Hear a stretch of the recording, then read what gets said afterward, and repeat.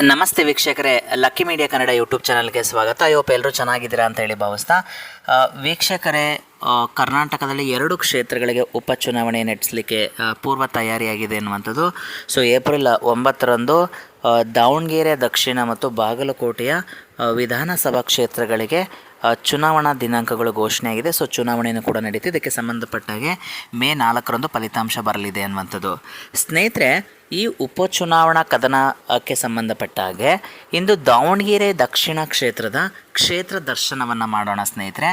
ಈ ಮುಖಾಂತರ ದಾವಣಗೆರೆ ದಕ್ಷಿಣ ಕ್ಷೇತ್ರದ ಮತದಾರರು ಯಾರ್ಯಾರು ಎಷ್ಟೆಷ್ಟು ಸಾವಿರ ಜನರು ಇದ್ದಾರೆ ಅನ್ನುವಂಥದ್ದು ಸಮುದಾಯದ ಒಂದು ಕ್ಯಾಟಗರಿ ವೈಸ್ ನೋಡ್ತಾ ಹೋಗೋಣ ಸ್ನೇಹಿತರೆ. ಮತ್ತು ದಾವಣಗೆರೆ ದಕ್ಷಿಣದ ಒಂದು ರಾಜಕೀಯ ಇತಿಹಾಸವನ್ನು ಕೂಡ ಗಮನಿಸ್ತಾ ಹೋಗೋಣ.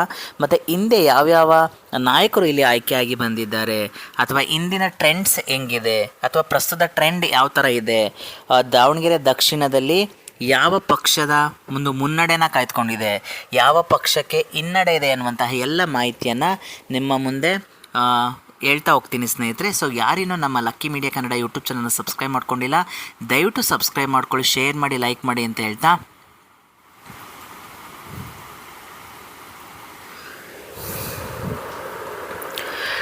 ವೀಕ್ಷಕರೇ, ದಾವಣಗೆರೆ ದಕ್ಷಿಣ. ಸೊ ದಾವಣಗೆರೆ ದಕ್ಷಿಣದಲ್ಲಿ ಯಾರು ಗೆಲ್ತಾರೆ, ಅಲ್ಲಿರ್ತಕ್ಕಂಥ ಜನರ ಮನಸ್ಸು ಯಾರ ಕಡೆ ಇದೆ ಅನ್ನುವಂತಹ ಒಂದು ಸಂಪೂರ್ಣ ಚಿತ್ರಣ ನಿಮ್ಮ ಮುಂದೆ ತರುವಂಥ ಒಂದು ಪ್ರಯತ್ನ ಇರುತ್ತೆ. ಸೊ ದಾವಣಗೆರೆ ದಕ್ಷಿಣ ಅನ್ನುವಂಥದ್ದು ಒಂದು ಪ್ರಮುಖ ದಾವಣಗೆರೆ ಒಂದು ಕ್ಷೇತ್ರ ಅನ್ನುವಂಥದ್ದು ಆಲ್ಮೋಸ್ಟ್ ಇಲ್ಲಿ ನಗರ ಭಾಗ ಹೆಚ್ಚು ಹೊಂದಿದ್ದು, ವ್ಯಾಪಾರಿಗಳು ಮತ್ತು ಮಧ್ಯಮ ವರ್ಗ ಮತ್ತು ಯುವ ಮತದಾರರು ಈ ಒಂದು ಚುನಾವಣೆಯಲ್ಲಿ ಪ್ರಮುಖ ಪಾತ್ರವನ್ನು ವಹಿಸ್ತಾರೆ ಅನ್ನುವಂಥದ್ದು. ಸ್ನೇಹಿತರೆ, ದಾವಣಗೆರೆ ದಕ್ಷಿಣದ ಒಂದು ಮತದಾರರ ಸಮೀಕರಣ ಮತ್ತು ಜಾತಿಯ ಒಂದು ವಿಶ್ಲೇಷಣೆಯನ್ನು ಮಾಡಿದಾಗ ಅಲ್ಲಿ ಮುಸ್ಲಿಂ ಮತದಾರರು ಬರೋಬ್ಬರಿ 80,000ಕ್ಕೂ ಅಧಿಕ ಮುಸ್ಲಿಂ ಮತದಾರರನ್ನು ಹೊಂದಿರತಕ್ಕಂತಹ ದಾವಣಗೆರೆ ದಕ್ಷಿಣ ಕ್ಷೇತ್ರ, ಅದರಲ್ಲೂ ಕೂಡ ಲಿಂಗಾಯತ ಸಮುದಾಯನೂ ಕೂಡ ತನ್ನದೇ ಆಗಿರ್ತಕ್ಕಂಥ ಒಂದು ಪ್ರಾಬಲ್ಯವನ್ನು ಹೊಂದಿದೆ. 40,000-50,000 ಜನಸಂಖ್ಯೆಯನ್ನು ಹೊಂದಿದೆ ಅನ್ನುವಂಥದ್ದು.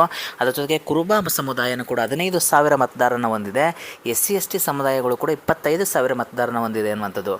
ಸೊ ಅದರಿಂದ ದಾವಣಗೆರೆ ದಕ್ಷಿಣದಲ್ಲಿ ತುಂಬ ಮೇಜರಾಗಿ ಮುಸ್ಲಿಂ ಮತಗಳು, ಅಲ್ಪಸಂಖ್ಯಾತರ ಮತಗಳು ತುಂಬ ಒಂದು ರೀತಿ ಫಲಿತಾಂಶದಲ್ಲಿ ಅತಿ ದೊಡ್ಡ ಡಿಫ್ರೆನ್ಸನ್ನು ತರುತ್ತೆ ಅನ್ನುವಂಥದ್ದು. ಸೊ ಅದರಿಂದ ಈ ಬಾರಿಯ ದಾವಣಗೆರೆ ದಕ್ಷಿಣದಲ್ಲಿ ಮುಸ್ಲಿಂ ಮತಗಳು ಎಲ್ಲೋ ಒಂದು ರೀತಿ BJP ಕಡೆ ಏನಾದರೂ ವಾಲುತ್ತಾ ಅನ್ನುವಂತಹ ಪ್ರಶ್ನೆಗಳು ಕಾಣಸಿಗ್ತಾ ಇದೆ.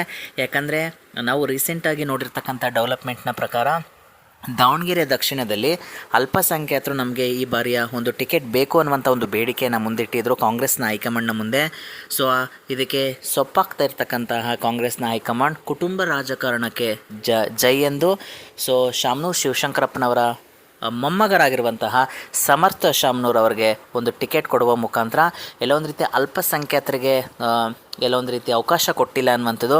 ಎಲ್ಲೊಂದು ರೀತಿ ಅಲ್ಪಸಂಖ್ಯಾತರ ಸಮುದಾಯದಲ್ಲಿ ಇದಕ್ಕೆ ಕಾಂಗ್ರೆಸ್ಗೆ ಸಂಬಂಧಪಟ್ಟ ಹಾಗೆ ಕೋಪ ಇದೆ ಅನ್ನುವಂಥದ್ದು ಕೂಡ ಇಲ್ಲಿ ನಾವು ಗಮನಿಸ್ಬೋದಾಗುತ್ತೆ. ಈಗ ಇತ್ತೀಚಿನ ಬೆಳವಣಿಗೆಯನ್ನು ನಡೆದಾಗ ಸೊ ಸಾರ್ವಜನಿಕ ಸಭೆಯಲ್ಲೂ ಕೂಡ ಕೆಲವರು ಹೇಳಿದ್ದಾರೆ, ಮುಸ್ಲಿಂ ಮುಖಂಡರು, ಅಲ್ಪಸಂಖ್ಯಾತ ಸಮುದಾಯಕ್ಕೆ ಏನಾದರೂ ಟಿಕೆಟನ್ನು ಕೊಟ್ಟಿಲ್ಲ ಅಂತಂದರೆ ನಾವೇ 40,000-50,000 ಮತಗಳ ಅಂತರದಿಂದ ಸೋಲಿಸ್ತೀವಿ ಕಾಂಗ್ರೆಸ್ ಅಭ್ಯರ್ಥಿಯನ್ನು ಅನ್ನುವಂತಹ ಒಂದು ಘೋಷಣೆಯನ್ನು ಕೂಡ ಮಾಡಿದ್ದಾರೆ ಅನ್ನುವಂಥದ್ದು. ಸೊ ಇದೆಲ್ಲ ಗಮನಿಸಿದಾಗ ಸ್ನೇಹಿತರೆ, ಎಲ್ಲೋ ಒಂದು ರೀತಿ ಅಲ್ಪಸಂಖ್ಯಾತರ ಮತಗಳು ಈ ಬಾರಿ ಕಾಂಗ್ರೆಸ್ ಕಡೆ ವಾಲೋದು ತುಂಬ ಕಮ್ಮಿ ಅಂತ ಹೇಳಲಾಗ್ತಿದೆ. ಎಲ್ಲೋ ಒಂದು ರೀತಿ ಹರಿದು ಹಂಚಿ ಹೋಗುವಂಥ ಸಾಧ್ಯತೆಗಳು, BJP ಕಡೆ ಏನಾದರೂ ವೋಟ್ ಮಾಡ್ತಾರಾ ಅನ್ನುವಂಥದ್ದನ್ನ ಕಾದು ನೋಡಬೇಕಾಗುತ್ತೆ. ಸೊ ಅದರಿಂದ ದಾವಣಗೆರೆ ದಕ್ಷಿಣದಲ್ಲಿ ಮೇಜರ್ ಆಗಿ ಮುಸ್ಲಿಂ ಮತಗಳು ನಿರ್ಣಾಯಕವಾಗಿದೆ. ಅದರ ಜೊತೆಗೆ ಲಿಂಗಾಯತ ಮತ್ತು OBC ಮತಗಳು ತುಂಬ ಅಂತರವನ್ನು, ಗೆಲುವಿನ ಅಂತರವನ್ನು ಅಥವಾ ಗೆಲುವನ್ನು ನಿರ್ಧರಿಸುತ್ತೆ ಅಂತ ಹೇಳಿದ್ರು ಕೂಡ ತಪ್ಪಾಗಲಾರ್ದು ಅನ್ನುವಂಥದ್ದು.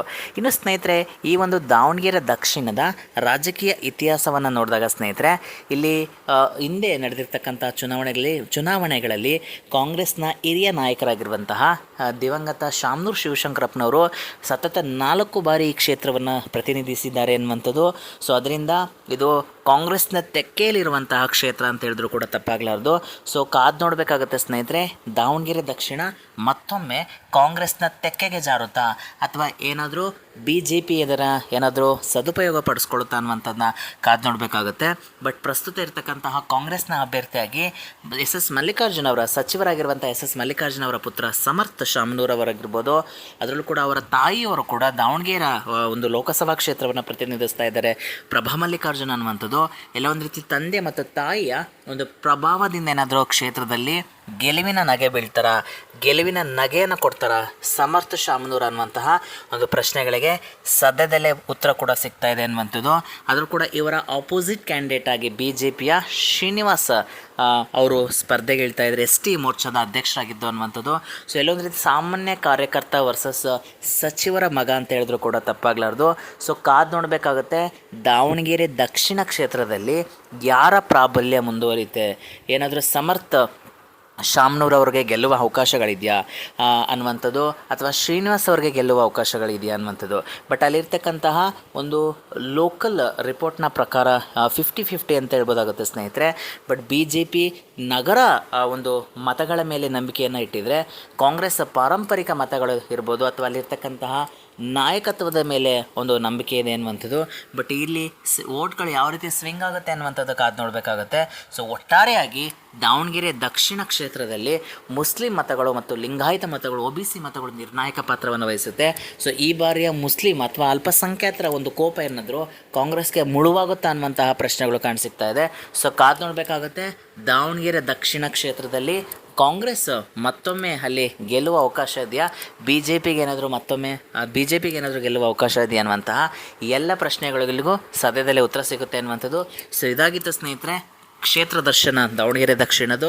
ಸೊ ದಾವಣಗೆರೆ ದಕ್ಷಿಣದಲ್ಲಿ ಯಾರು ಗೆಲ್ಬೋದು ಅನ್ನುವಂತಹ ಒಂದು ಅನಿಸಿಕೆಯನ್ನು ನಿಮ್ಮ ಕಮೆಂಟ್ ಸೆಕ್ಷನಲ್ಲಿ ಕಮೆಂಟ್ ಬಾಕ್ಸಲ್ಲಿ ತಿಳಿಸಿ ಅಂತ ಹೇಳ್ತಾ, ಸೊ ಯಾರೇನೂ ನಮ್ಮ lucky media Kannada YouTube channel subscribe ಮಾಡ್ಕೊಂಡಿಲ್ಲ, ದಯವಿಟ್ಟು ಸಬ್ಸ್ಕ್ರೈಬ್ ಮಾಡ್ಕೊಳ್ಳಿ, ಶೇರ್ ಮಾಡಿ, ಲೈಕ್ ಮಾಡಿ. Thank you so much.